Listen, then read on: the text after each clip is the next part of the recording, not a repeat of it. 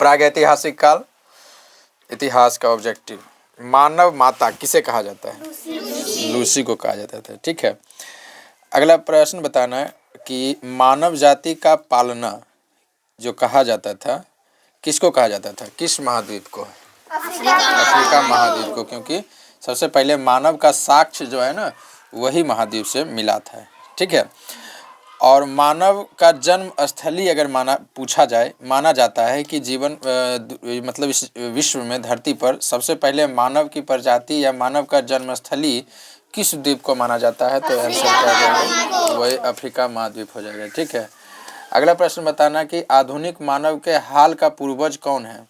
Cro-Magnon मनुष्य उसको कहा जाता है। ठीक है, वह मनुष्य, अभी जो हम लोग मनुष्य हैं इसका पूर्वज अगर पूछा जाए मनुष्य का क्या था, कौन था इतिहास में, तो क्रो-मैग्नन कहलाएगा। ठीक है, अगला प्रश्न बताना कि प्रारंभिक पूर्ण मानव को किस नाम से जाना जाता था? क्रो-मैग्नन ही हो जाएगा। और अगला प्रश्न अगर हम पूछते हैं कि आधुनिक मानव को वैज्ञानिक भाषा में क्या कहा जाता था, तो आंसर क्या हो जाएगा इसका? हेमोसेपियन, हेमोसेपियन इसको कहा जाता था। ठीक है, अगला प्रश्न बताना कि भारत के प्रागैतिहासिक मानव का प्राचीनतम जीवाश्म किस स्थल से मिला है? तो इसका आंसर हो जाएगा हथनौरा होगा। पूरा पाषाण युग में मनुष्य द्वारा की गई सबसे बड़ी खोज कौन सा था? आग जलाना, क्योंकि आग का पता चला था जो कि मनुष्य के जीवन में परिवर्तन का एक बहुत बड़ा वो कारण रहा। ठीक है, भारत में पूर्व प्रस्तर युग में अधिकांश औजार जो बने थे वो क्या चीज़ के बने थे? स्फटिक के थे। किसका थे? स्फटिक का। ठीक है, अगला बताना कि सोहन संस्कृति का दूसरा नाम क्या था? पूरा पाषाण का था। ठीक है, अगला प्रश्न बताना कि उच्च पूरा पाषाण युगीन हड्डी की बनी मातृ देवी की प्रतिमा जो है वो कहाँ से प्राप्त हुई थी? बेलन घाटी, उत्तर प्रदेश। कहाँ से हुआ? बेलन घाटी, उत्तर प्रदेश से, बागोर से नहीं हुआ था। अगला प्रश्न बताना कि पूरा पाषाण काल एवं नव पाषाण काल के मध्यवर्ती काल को क्या कहते हैं? तो मध्य पाषाण काल कहेंगे। ठीक है, पशुपालन का प्राचीनतम साक्ष्य कहाँ से प्राप्त हुआ? बागौर से हुआ था। ठीक है, अगला बताना कि माइक्रोलोथी का उपयोग जो होता था वह कौन सा काल में होता था? तो मध्य पाषाण में होता था। ठीक है, अगला बताना कि भीमबेटका, बहुत महत्वपूर्ण प्रश्न है, भीमबेटका किसके लिए प्रसिद्ध था? गुफाओं के चित्र के लिए, गुफाओं के अंदर जो है चित्र बनाया जाता था, है ना। और अगला प्रश्न बताना कि भारत के किस शिलाश्रय से सर्वाधिक चित्र प्राप्त हुए हैं? तो भीमबेटका से। किसमें? भीमबेटका से प्रश्न प्राप्त हुआ था। ठीक है, अगला प्रश्न अगर पूछते हैं कि पुरातात्विक प्रमाण के आधार पर किस काल के बारे में कहा जा सकता है कि लोग मृतकों के अंत्येष्टि संस्कार से पहली बार परिचित थे? तो मध्य पाषाण काल में। किसमें? मध्य पाषाण काल में। और बहुत अच्छा प्रश्न है अगला बताना कि मध्य पाषाण युगीन लोगों ने सबसे पहले किसे पालतू जानवर बनाया? कुत्ता को बनाया था। ठीक है, सबसे पहला पालतू जानवर था कुत्ता था। भारत में मानव अस्थि पंजर कंकाल के प्रमाण किस काल से मिलने शुरू हुए थे? तो मध्य पाषाण काल से हुआ था। ठीक है, अगला बताना कि किस प्रदेश से मिले मध्य पाषाणिक पुरास्थलों को टेरी स्थल कहा जाता है? टेरी स्थल वो तमिलनाडु। कहाँ हो गया? तमिलनाडु हो गया। बहुत अच्छा। अगला प्रश्न बताना कि मनुष्य किस काल में खाद्य संग्राहक के खाद्य उत्पादक बना? नवपाषाण काल में। ठीक है, बहुत अच्छा। क्या है आंसर इसका? नवपाषाण। भारतीय उपमहाद्वीप में कृषि का प्राचीनतम साक्ष्य कहाँ से प्राप्त हुआ? मेहरगढ़ से। बहुत अच्छा। अगला बताना कि प्रागैतिहासिक अन्न उत्पादन स्थल मेहरगढ़ कहाँ अवस्थित है?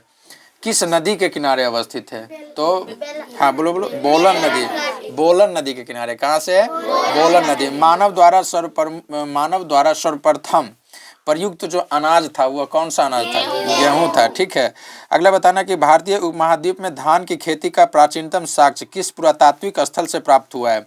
उत्तर प्रदेश के कोल्डेहवा से। धान का साक्ष्य मिला है उत्तर प्रदेश के कोल्डेहवा से मिला है। ठीक है, अगला बताना है कि खाना बदोश आदमी ने किस काल में अस्थायी रूप से बसना आरंभ किया था? कौन सा काल में? नवपाषाण काल में। किसमें?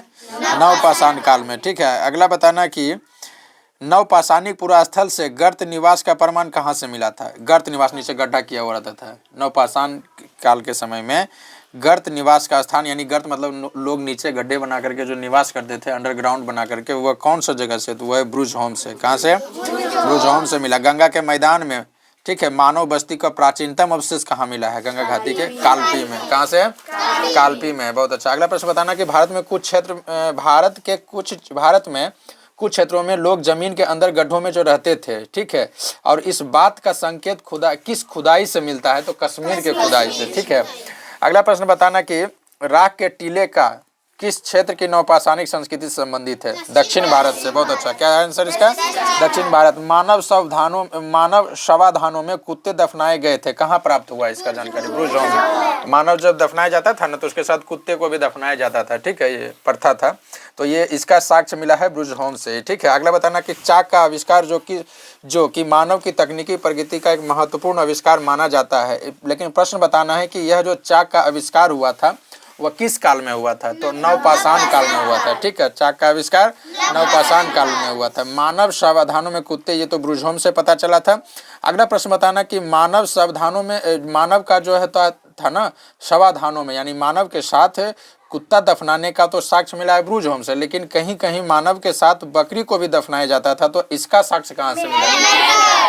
मेहरगढ़ से इसका साक्ष्य मिला है, ठीक है। अगला प्रश्न बताना कि जिस युग में मनुष्य ताम्र और पाषाण उपकरणों का प्रयोग, ठीक है, करता था, उसे किस नाम से जाना जाता था? तो चाल्कोलिथिक एज के नाम से जाना जाता था। मानव द्वारा सर्वप्रथम प्रयुक्त धातु का नाम क्या था? तांबा था। क्या नाम था? तांबा था। तांबा का सबसे पहले प्रयोग किया था, ठीक है। अगला बताना कि किस स्थल से 5 कमरों का मकान का अवशेष मिला है? कहाँ? इनाम गांव में। इनाम गांव से प्राप्त चला है, ठीक है। 5 कमरों वाला एक मकान, ठीक है, प्राप्त चला था ये। अगला बताना कि किस क्षेत्र से प्राप्त होने वाले चित्रित मृदभांड को सर्वोत्कृष्ट माना जाता है? तो मालवा से। कहाँ से? मालवा से। अगला बताना भारत में लोहे का प्रयोग जो आरंभ हुआ था, ये कब आरंभ हुआ? बहुत अच्छा प्रश्न। 1300 ईसा पूर्व में। 113 नहीं, 1300 ईसा पूर्व में, ठीक है। अगला बताना कि उत्तर भारत की गांगेय घाटी में लोहे का प्रयोग जो आरंभ हुआ था, ये कब हुआ? 1000 ईसा पूर्व में हुआ था। बहुत अच्छा इसका जवाब है। अगला प्रश्न बताना कि भारत में प्राचीनतम चूल्हे का जो पुरातात्विक अवशेष मिला है, ये कहाँ से मिला है? चूल्हा का अवशेष ये मिला है बिलासुरगाम से। कहाँ से? बिलासुरगाम से मिला है। अगला प्रश्न बताना कि भारत में किस नवपाषाणिक स्थल को सर्वप्रथम सूचित किया जाता था? तो लिग सुगुर्त था। हाँ, बहुत अच्छा। अगला बताना कि मानव के क्रमिक विकास के सिद्धांत को पहली बार किसने वैज्ञानिक ढंग से इसको प्रतिपादित किया था? तो इसका नाम था डार्विन। क्या नाम था? डार्विन नाम था। चार्ल्स डार्विन जो थे वो क्या थे? एक जीव विज्ञानी थे, ठीक है, जीव विज्ञानी थे, ठीक है। अगला बताना कि चार्ल्स डार्विन कहाँ के वासी थे? इंग्लैंड के रहने वाले थे, ठीक है। अगला बताना the origin of species by means of natural selection के लेखक कौन थे? चार्ल्स डार्विन थे। चार्ल्स डार्विन की रचना the origin of species by means of natural selection कब प्रकाशित हुआ था? 1859 ईस्वी में प्रकाशित हुआ था। द डिफेंस ऑफ मैन किसकी कृति है? चार्ल्स डार्विन की, उसी के द्वारा इसको लिखा गया था, ठीक है। अगला बताना कि ऑस्ट्रेलोपिथेकस ये प्राप्त हुआ था कहाँ से? दक्षिणी गोलार्ध से प्राप्त हुआ, ठीक है। और अगला प्रश्न बताना कि होमो इरेक्ट्स किस तरह के मानव को धोतित करता था? द्विपदी। अगला बताना होमो सेपियन जो निडरथाल से नामकरण में निडरथाल है, वह क्या चीज का दर्शाता था? स्थान को दर्शाता है, ठीक है। अगला बताना कि क्रो मैग्नन ये स्थित है कहाँ? फ्रांस में, ठीक है। कहाँ है? फ्रांस में। क्रो मैग्नन क्या है? तो कहोगे फ्रांस में सिलाक्स लिखा, सिलाक्स है, ठीक है। मैन मैक्स हिमलैक्स, ठीक है। मैन मैक्स हिमसेल्फ किस पुरातात्विक की रचना है? Gordon Childe. किसका है? गॉर्डन चाइल्ड का, ठीक है। अच्छा प्रश्न। अगला कुछ और 1-2 प्रश्न इंपॉर्टेंट लेते हैं कि बनास संस्कृति किस संस्कृति का दूसरा नाम है? आहड़ संस्कृति का है, ठीक है। अगला बताना कि मनुष्य ने सर्वप्रथम किस काल में चाक निर्मित मृदभांड की मिट्टी के बर्तन, जो कि मानव इतिहास की एक बड़ी उपलब्धि थी, ये किस काल में बनाना आरंभ किया? नवपाषाण काल में था, ठीक है। अगला बताना कि किस स्थल से कपास की खेती का मतलब साक्ष्य मिला है? मेहरगढ़ से मिला है, ठीक है। कौन सा नवपाषाणिक स्थल कश्मीर में स्थित नहीं है? मैं ब्रूज होम या मार्तभांड या कहाँ था? ऑप्शन से ये क्वेश्चन था, कुछ ऑप्शन वाला था। अगला बताना कि प्रागैतिहासिक स्थल मालवा संस्कृति का प्रारूप स्थल जो था वो कौन सा टोली था? नवदा टोली था, ठीक है।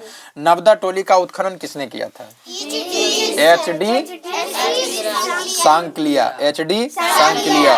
नवादा टोली किस राज्य में अवस्थित है? मध्य प्रदेश। कहाँ अवस्थित है? मध्य प्रदेश में। नवादा टोली मध्य प्रदेश। दक्षिण भारतीय महापाषाण संस्कृति में महापाषाण के लगभग कितने प्रकार के मिले हैं? 40 प्रकार उसके मिले हैं। कितने मिले हैं? 40 प्रकार मिले हैं। भारत में ताम्र निधि का सबसे बड़ा भंडार कहाँ से मिला है? तो बताओ जल्दी, कहाँ से मिला है? भारत में, क्वेश्चन ध्यान सुनना, भारत में ताम्र निधि का सबसे बड़ा भंडार कहाँ मिला है? हाँ बोलो बोलो। बुल्गारिया में। कहाँ मिला है? बुल्गारिया। गुनगेरिया। कहाँ मिला है? गुनगेरिया। अगला बताना, ताम्र भंडार में भरा पूरा जो स्थल है गुनगेरिया किस राज्य से है? मतलब किस राज्य? मध्य प्रदेश। कहाँ है? मध्य प्रदेश से। ठीक है। और अगला बताना कि श्रृंगवेरपुर, जिसको सिंगरौर भी कहते हैं, ये उत्तर प्रदेश के किस जिले में स्थित है? इलाहाबाद में। कहाँ से? इलाहाबाद। और अगला और अंतिम प्रश्न है कि भीमबेटका को किसने खोजा था? डॉक्टर विष्णु श्रीधर वानकणकर।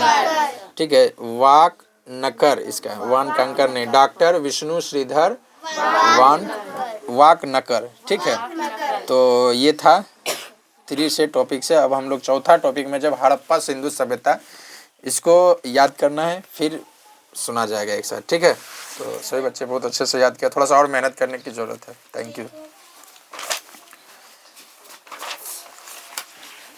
चलो अगला होमवर्क है तुम्हारा, ये 77 गो है।